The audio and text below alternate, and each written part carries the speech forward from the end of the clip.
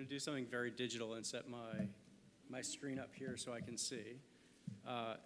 And I apologize in advance for not having learned Spanish in the last 4 years since I was last here. I've been busy building a company. As Alessandra said, thank you for the warm welcome. And as she said, my name is Nathan Richardson. I'm really happy to be back here in the DR speaking to you about digital. And thanks, Pedro, for the warm welcome and having me back. I have to say a lot's changed in digital since the last time I was here 4 years ago. The pace of change has increased, and new platforms are really helping to drive results for marketers, but causing major earthquakes. And the last time I was here a few years ago, there was an earthquake, and it's fair to say that that earthquake is translated into what's happening in digital today. So I hope to share with you some of the things that are going on and how you can prepare for them. Just yesterday, to give you a sense of perspective, Facebook, which 4 years ago wasn't really that big on the radar of anyone here, announced global earnings that eclipsed the entire ad space for the newspaper industry. So one company in Menlo Park, California, had more in earnings than every newspaper in the world. It's amazing. That's a big whoa. So I'm going to try and uncover some of the things that are happening and what you should know, how you can prepare for them, and what it means for you and your business as marketers. Today I'm going to walk you through a number of things. Major trends and facts on mobile. Mobile is going to be a key theme throughout what I talk about. Then I'll walk you through some of the new platforms that are emerging that you should be aware of and what you can learn from them, particularly when it relates to what's happening in countries outside of the US, or as they say, OUS. I'll end by talking about marketing platforms. First, I'll talk about one of the most popular forms of marketing that's happening today and what it means for you and how you can get involved with it. And then finally, I'll talk a little bit about the agency world. I know that Pedro referenced some of the products that they have in digital, but I can tell you that the traditional ad agency model is exploding from within, and you need to be prepared for it, and you need to be able to address it. So let's go.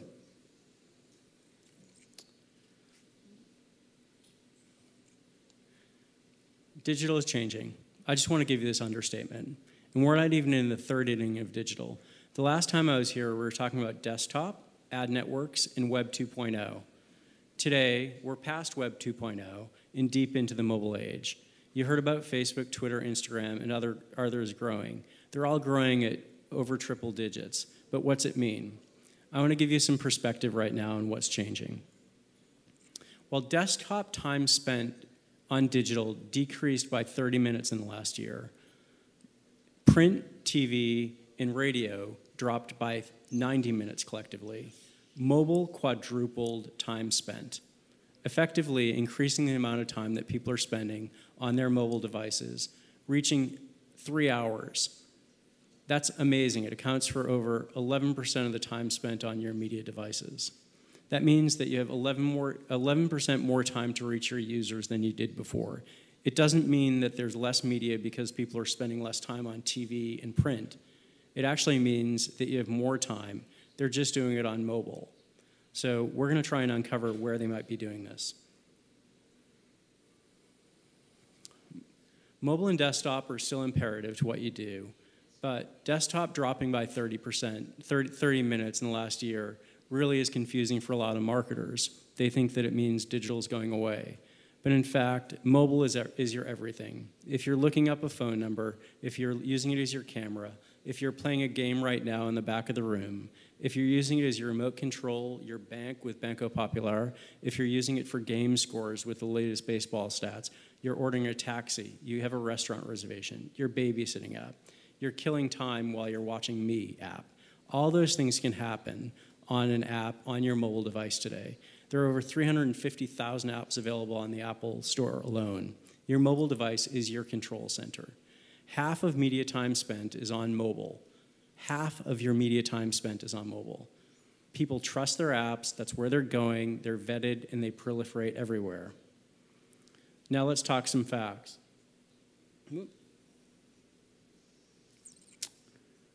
We know that mobile has added 11% more to the media time, while desktop saw a decline. But that means there's more mobile than ever. On the marketing side, I want to give you a stat that really is shocking. So we just said that it's over 50% of the time you spend in digital is on your mobile device. Any guess as to how much marketers are spending on mobile devices today in terms of their marketing spend? Less than 10%. I don't know what it is here specifically in the DR, but in a market like the US, where 50% of people's time spent on media is on a mobile device, only 10% of the digital spend for marketers, brands, and advertisers is on mobile devices. I'm going to let you guys all figure out what to do, because that's a pretty big delta. The increase at 79% a year is staggering. 79% increase in mobile time spent. So if it's 3 hours today and it keeps growing, even if it grows at 50%, mobile is your everything. I have a question. Can anyone here raise their hand and tell me that they shifted their marketing budget to mobile by more than 50% last year? Right.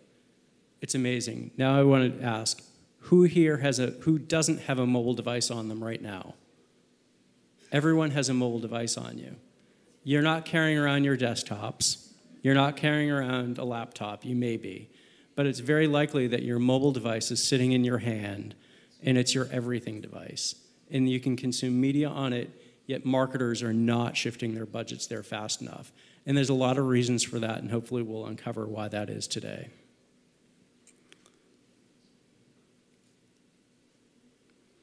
Let's talk about things to watch and new platforms. Who here uses Facebook? Can you raise your hands? Right. Okay, put your hands down. Now, who here uses WhatsApp? Right, okay. So in a true test, who here uses both Facebook and WhatsApp? Who here banks online? Okay, fewer hands. Who here plays games on mobile devices? Okay, so we have about as many people at bank as play games online, so that's a good sign of like a yin-yang crowd. But the number of people that raise their hand on WhatsApp is really, really amazing to me. So I want to walk you through where the future lies, and it may shock you, and I don't want you to run out the door thinking that I'm a red, but I want to show you that this is where it's all happening. Imagine an app that did all of those things. In China, 1/3 of the population use an app called WeChat. It's a messaging app. It's no different than what you see with WhatsApp, but it's called WeChat. It's a messaging app that lets you bank, message, order, play, invest, all in one place. WeChat has more daily active users in China than Facebook has globally. More users than Facebook does globally. That's called a powerhouse. Now I'm going to give you another stat. Who here thinks that 25% of those people have credit cards or banks linked to that messaging system?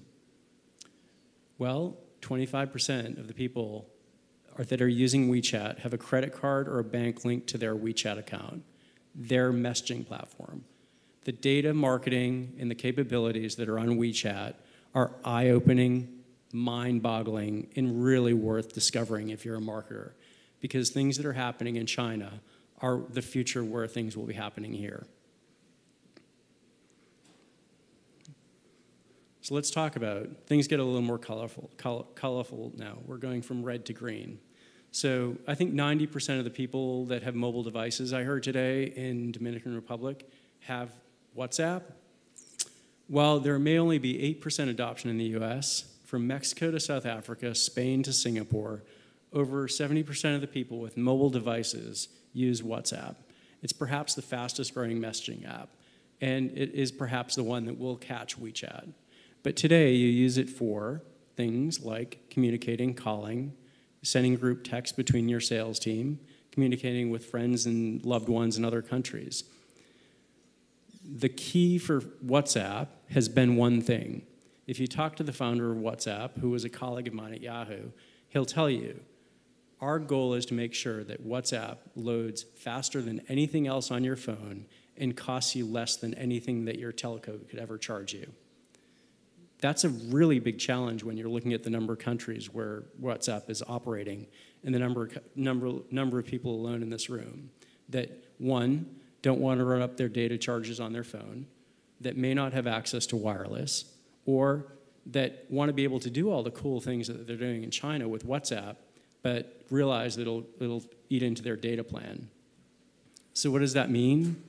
Well, Facebook, the company we talked about earlier that has more revenue than all the newspapers in the world, actually is doing a lot of neat things. You've heard about Google putting balloons in the air to connect people wirelessly around the globe. Facebook, which is remarkable to me, has created lightweight aircrafts that are solar powered that can fly over remote areas around the world and connect people where cell phone coverage may not exist today. They're buying radio frequencies below at the frequencies that are available where they don't have to be regulated to help improve the connectivity in places where they can. Companies like Facebook, Google, that power things like WhatsApp are looking to power you into having connections with WhatsApp wherever you are, so you don't have to worry about the costs associated with it, and you can use more data than you ever thought imaginable.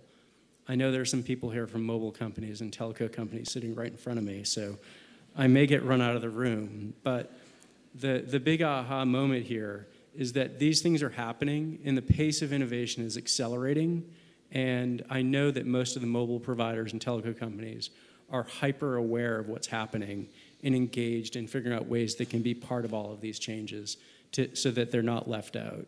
This year alone, Verizon, one of the largest telecommunications companies in the US, bought AOL, which is a former company that I worked at. It's amazing. Another area I want to talk about. Does anyone know what artificial intelligence is, or AI? Show of hands. Anyone? Artificial intelligence is here. It's the latest programming language to catch fire. It will significantly change how you live your daily life. Does anyone here use Siri on their iPhone? Siri is effectively AI, not a lot of hands. This is really going to change your lives. But before we do that, I want to do a quick video. If, Christian, you can roll a video from the Facebook conference last week.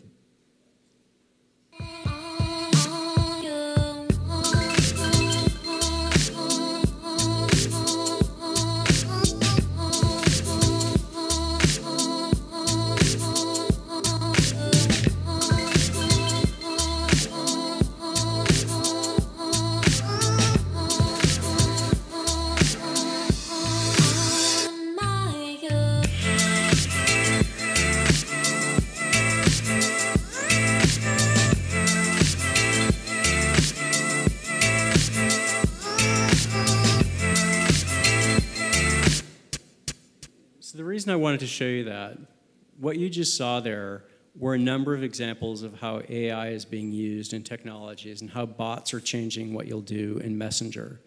So Facebook, with their ownership of WhatsApp and their ownership of Facebook Messenger, which now has 900 million users, is able to do things like get your plane ticket, order an Uber,